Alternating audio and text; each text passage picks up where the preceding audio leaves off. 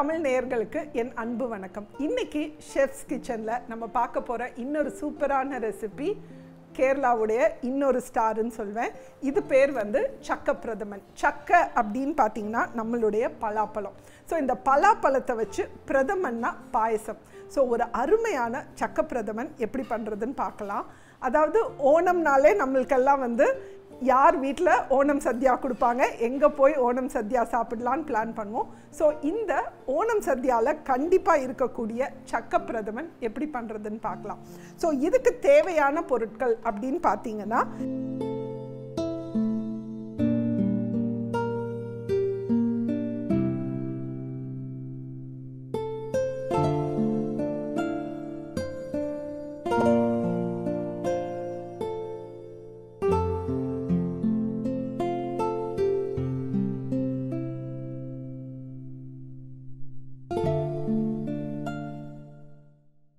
நல்ல பழுத்த பலாப்பழம். ஸோ நல்ல பழுத்த பலாப்பழத்திலிருந்து நீங்கள் வந்து விதையையும் அந்த நாரையும் நீக்கிட்டு வச்சுக்கோங்க. ஸோ அப்ராக்சிமேட்டாக இந்த 12 சொல பலாப்பழத்துக்கு ஒரு 1.25 கப் வெல்லம் நான் எடுத்து வச்சுருக்கேன். 2 கப் ரெண்டாவது தேங்காய் பால், 1 கப் முதல் தேங்காய் பால், முந்திரி ப்ளஸ் வந்து தேங்காவை இந்த மாதிரி பீஸாக நான் வந்து வெட்டி வச்சுருக்கேன். இதில் ஏலக்காய் பொடி இருக்குது, சுக்கு பொடி இருக்குது, நல்ல வறுத்த சீரக பொடி இருக்குது. எல்லாமே ஒரு 1/4 டீஸ்பூன். இந்த சீரக பொடியும் சுக்கு பொடியும் யூஸ்வலாக வந்து கேரளாவில் நிறைய பாயசத்தில் யூஸ் பண்ணுவாங்க. அதனால தான் உங்களுக்கு நம்ம ஊர் பாயசமும் கேரளா பாயசமும் வித்தியாசமான டேஸ்ட்டை வாயில் கொடுக்கும். ஸோ ஃபர்ஸ்ட் வந்து நம்ம பலாப்பழத்தை எடுத்து ரஃப்பாக சாப் பண்ணிக்கலாம்.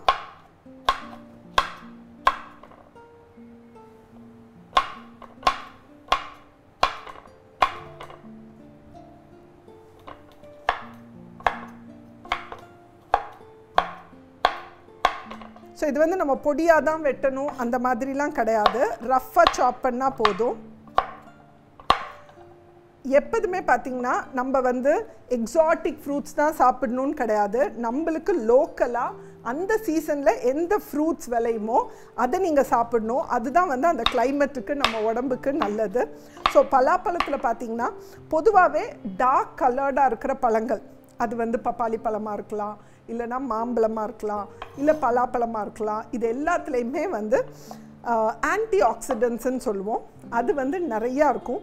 இந்த ஆன்டி ஆக்சிடென்ட்ஸ் வந்து நிறைய நோயிலேருந்து நம்மளுக்கு வந்து எதிர்ப்பு சக்தி கொடுக்கும். இன்ஃபெக்ஷன்ஸ்லேருந்தும் கொடுக்கும், அதே மாதிரி ஹார்ட் டிசீஸ்லேருந்து, ஸ்ட்ரோக்லேருந்து, கேன்சர்ஸ்லேருந்து எல்லாத்துலேருந்தும் நம்மளுக்கு ப்ரொடெக்ஷன் கொடுக்கும். ஸோ நம்ம வந்து ஸ்ட்ராபெரி கொடுத்து ப்ளூபெரி கொடுத்து தான் நம்ம பிள்ளைங்களை வளர்க்கணும்னு கிடையாது. நம்மளுக்கு லோக்கலாக என்ன பழம் கிடைக்குமோ அதை வந்து நம்ம நிறையா கொடுக்கலாம்.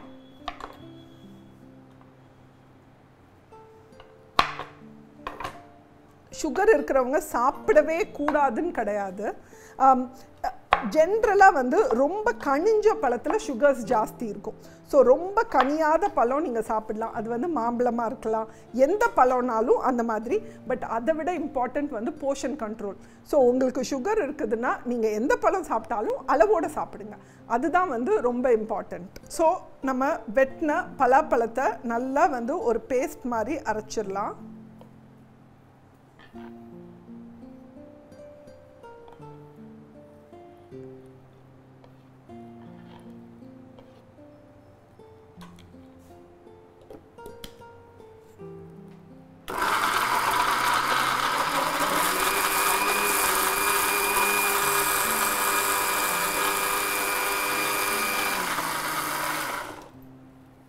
ஸோ அரைப்பட்டிருக்கான்னு பார்க்கலாம்.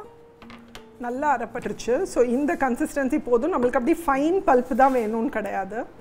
ஸோ பலாப்பழத்தை நம்ம அரைச்சாச்சு. ஸோ ஒரு அடிகனமான பாத்திரத்தை நம்ம அடுப்பில் வச்சுக்கலாம்.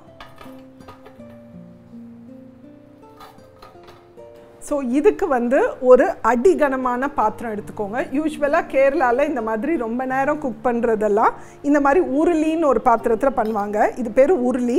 இது உங்களுக்கு இண்டாலியம்லேயும் கிடைக்கும், இந்த மாதிரி வந்து பிராஸ்லேயும் கிடைக்கும். இந்த மாதிரி அடிகனமான பாத்திரத்தில் பண்ணும்போது உங்களுக்கு அது ரொம்ப ஒட்டாது. ஸோ நல்ல நெய் ஒரு 1.5 ஸ்பூன் ஊற்றிட்டு நம்ம அரைச்ச அந்த விழுதை இதில் ஆட் பண்ண போகிறோம்.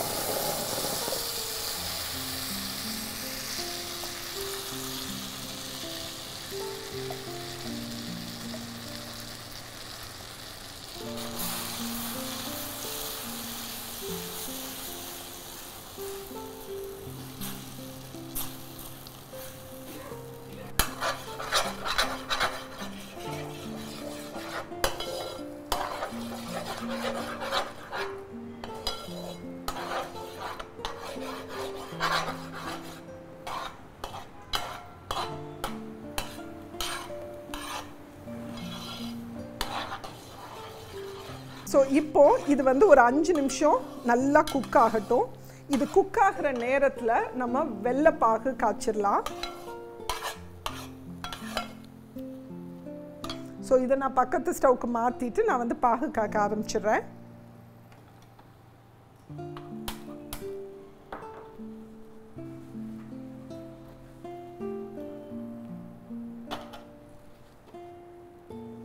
ஸோ இப்போ வந்து நம்ம சக்கரை பாகு காய்க்க போகிறோம் வெல்லம் வச்சு. ஸோ இங்கே வந்து நான் 1.25 கப்பு வெல்லம் வச்சுருக்கேன். அதை ட்ரான்ஸ்ஃபர் பண்ணிக்கலாம். அதோட ஒரு 1/2 கப் தண்ணி ஊற்றிக்கலாம்.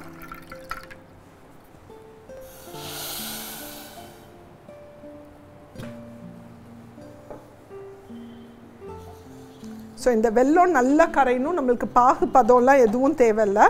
இந்த வெல்லம் வந்து நம்மளுக்கு கரைஞ்சி அதில் மண் எதுவும் இருந்ததுன்னா அது அடியில் நிற்கணும். அவ்வளோதான் நம்மளுக்கு பதம்.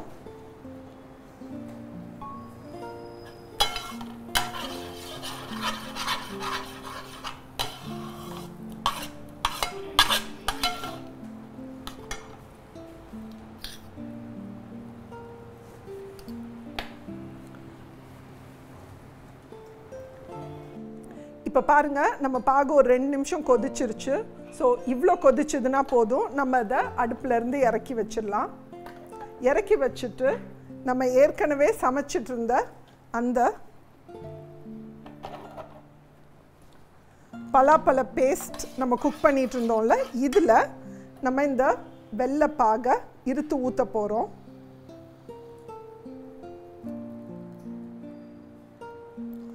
உங்களுக்கு கொஞ்சம் டவுட்டாக இருந்ததுன்னா கொஞ்சம் வெள்ளைப்பாக மீதி வச்சுக்கோங்க. ஏன்னா சம்டைம்ஸ் நம்மளுடைய பலாப்பழம் ரொம்ப ஸ்வீட்டாக இருந்ததுன்னா அந்த அவ்வளோ வெல்லம் தேவைப்படாது. இப்போ இது நல்லா ஒரு அல்வா பதம் வர வரைக்கும் நம்ம வந்து இதை குக் பண்ண போகிறோம். இது பலாப்பழத்தில் மட்டும்தான் செய்யணுமா, பலாப்பழம் இல்லாத சீசனில் நம்ம என்ன பண்ணுறது அப்படின்னு நிறைய பேர் யோசிப்பீங்க. இது வந்து நீங்கள் இதே மாதிரி மாம்பழத்தில் பண்ணலாம், ரொம்ப நல்லாயிருக்கும். அதே மாதிரி நேந்திரம் பழத்தில் இதே மாதிரி வெட்டி இதே மாதிரி நீங்கள் வந்து பழத்தை அரைச்சி இந்த மாதிரி பண்ணாலும் நேந்திர பழ பிரதமனும் ரொம்பவே டேஸ்ட்டாக இருக்கும்.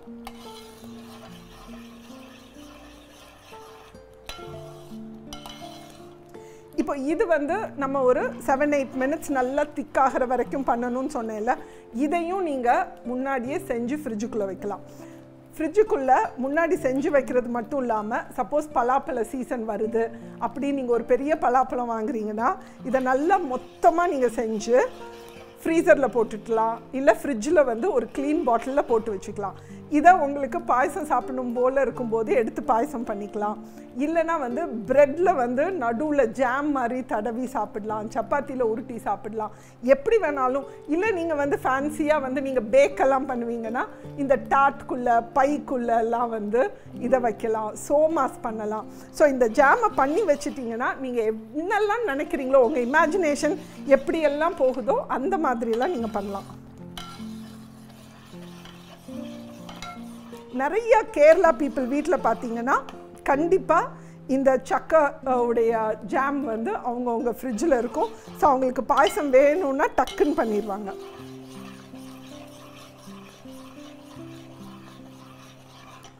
ஸோ இந்த மாதிரி நான் இந்த பலாப்பழத்தில் ஜாம் பண்ணி ஃப்ரிட்ஜில் வைக்கலான்னு சொன்னேன்ல, அது வந்து நீங்கள் ஃப்ரீசரில் வச்சிங்கன்னா 6 மாதம் வரைக்கும் கூட கெடாமல் இருக்கும். ஸோ நீங்கள் தைரியமாக வைக்கலாம்.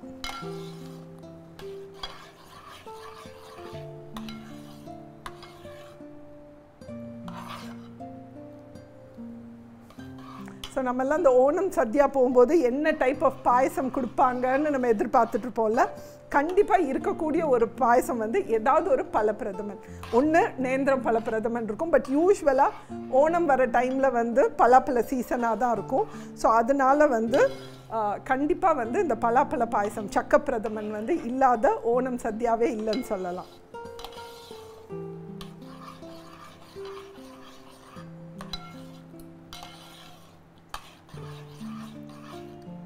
ஸோ பாருங்கள், நம்மளுக்கு இந்த பதம் வந்தால் போதும். இப்போ சப்போஸ் நீங்கள் ஃப்ரிட்ஜுக்குள்ளே ரொம்ப நாள் வைக்க போகிறீங்கன்னா இன்னொரு 5 நிமிஷம் இன்னும் கொஞ்சம் கட்டியாக கூட யூஸ் பண்ணிக்கலாம். பட் நம்ம இப்போது பாயசத்துக்கு மட்டும்தான் யூஸ் பண்ணுறோம். ஸோ இந்த பதம் நம்மளுக்கு போதும். வெல்லமும் நல்லா குக் ஆயிடுச்சு, பலாப்பழமும் நல்லா குக் ஆயிடுச்சு. ஸோ இந்த ஸ்டேஜில் எடுத்து வச்சுருக்கிற ஏலக்காய் தூள், சுக்குத்தூள் ப்ளஸ் சீரகத்தூள், வறுத்த சீரகத்தூள் எல்லாத்தையும் நான் ஆட் பண்ணிடுறேன்.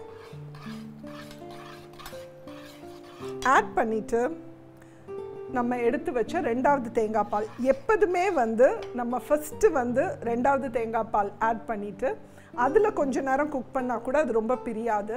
பட் முதல் தேங்காய் பால் வந்து ஊற்றின பிறகு நீங்கள் ரொம்ப கொதிக்க வைக்கக்கூடாது. லைட்டாக அது கொதி வர ஆரம்பிக்கும் போதே ஆஃப் பண்ணிடுங்க, இல்லைன்னா திரிஞ்சிடுறதுக்கு வாய்ப்பு இருக்குது. ஸோ இப்போமே வந்து நான் வந்து நெருப்பை வந்து சிம்முக்கு ஆக்கிட்டேன். சிம்முக்கு போட்டுட்டு இந்த 2வது தேங்காய் பால் 2 கப்பை நம்ம ஊற்றலாம்.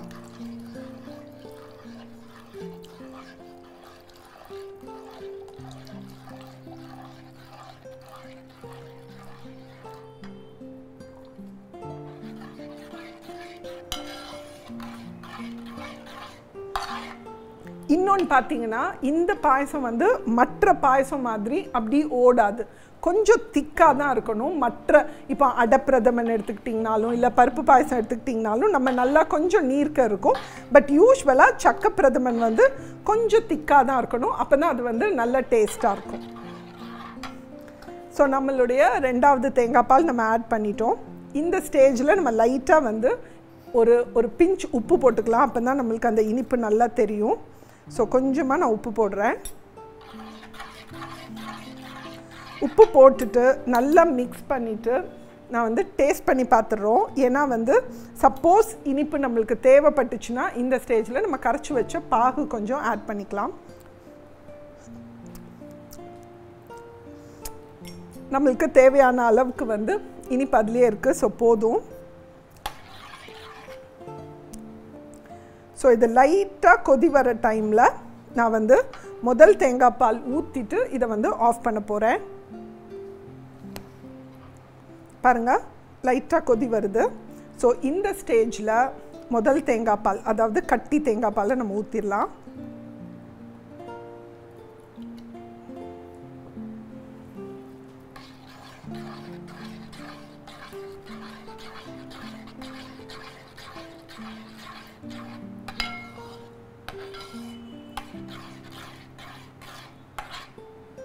ஸோ இதை ஊற்றிட்டு அது லைட்டாக கொதி வரும்போது நம்ம ஆஃப் பண்ணிட போகிறோம்.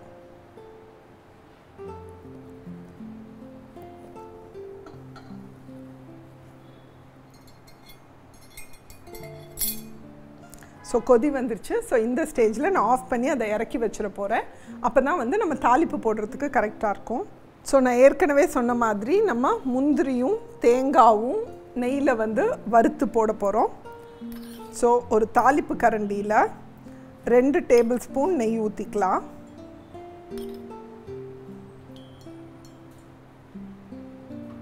தேங்காய் பார்த்திங்கன்னா ஃபஸ்ட்டு போடணும், அப்போ தான் வந்து தேங்காய் நல்லா பொரிஞ்சு ஒரு ப்ரௌன் கலர் ஆறப்போ தான் உங்களுக்கு நல்லா வந்து அதை கடிக்கும்போது அந்த ஒரு நட்டி ஃபீலிங் கிடைக்கும். ஸோ ஃபஸ்ட்டு வந்து இந்த சூடான நெய்யில் நான் தேங்காய் பல் வந்து ஆட் பண்ணுறேன். ஸோ இது வந்து லைட்டாக கலர் மாறுற வரைக்கும் நம்ம வெயிட் பண்ணலாம். சப்போஸ் உங்களுக்கு நெய் வேண்டான்னு நினச்சிங்கன்னா இது வந்து நீங்கள் தேங்காய் எண்ணெயில் கூட பண்ணலாம், அதுவும் வந்து ஒரு சூப்பர் ஃப்ளேவர் கொடுக்கும். ஸோ நம்மளுடைய தேங்காய் வந்து லைட்டாக கலர் மாற ஆரம்பிக்கட்டும்.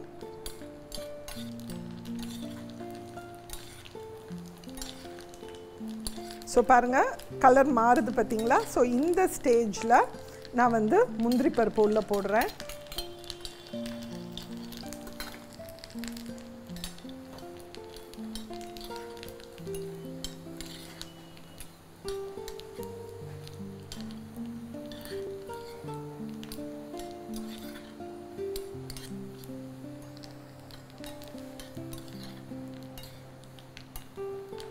பார்த்தீங்களா நல்லா கலர் மாற ஆரம்பிக்குது.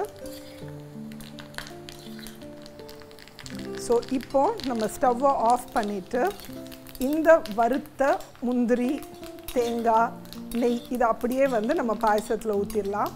பாயசம் கொதிச்சுட்டு இருக்கும்போது இதை நீங்கள் ஊற்றுனீங்கன்னா கண்டிப்பாக அது பிரிஞ்சிடும். ஸோ கொஞ்சம் இறக்கி வச்சுட்டு ஊற்றுங்க.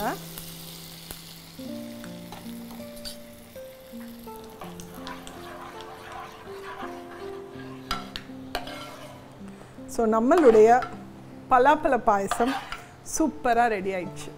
பலாப்பழ பாயசம் ரெடி ஆயிடுச்சு. பாருங்கள் எவ்வளோ ஸ்மூத்தாக இருக்குது. அதே மாதிரி கொஞ்சம் வந்து திக்காகவும் இருக்கும்.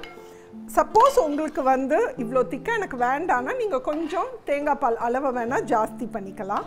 பட் இந்த அளவு வந்து நல்லா கரெக்டாக இருக்கும். ஸோ நம்மளுடைய சக்க பிரதமன் சூப்பராக ரெடி ஆயிடுச்சு. கல்யாணங்களுக்கு போனால், அதுவும் எஸ்பெஷலி கேரளா கல்யாணம் சத்யாவில் இது இல்லாமல் இருக்காது. ஸோ அதுவும் நம்ம ஹோட்டல்லலாம் போய் ஓணம் சத்யா சாப்பிடும்போது ஒரு 50 to 60 ml தான் கொடுப்பாங்க. வயிறுலையும் இடம் இருக்காது. ஸோ நீங்கள் வீட்டில் இந்த மாதிரி செஞ்சு பார்த்தீங்கன்னா நீங்கள் திருப்தியாக வந்து இதை சாப்பிடலாம். ஸோ கண்டிப்பாக இந்த கேரளா ஸ்பெஷல் சக்க பிரதமன் செஞ்சு பார்த்துட்டு எப்படி இருந்ததுன்னு கமெண்ட் பண்ணுங்கள்.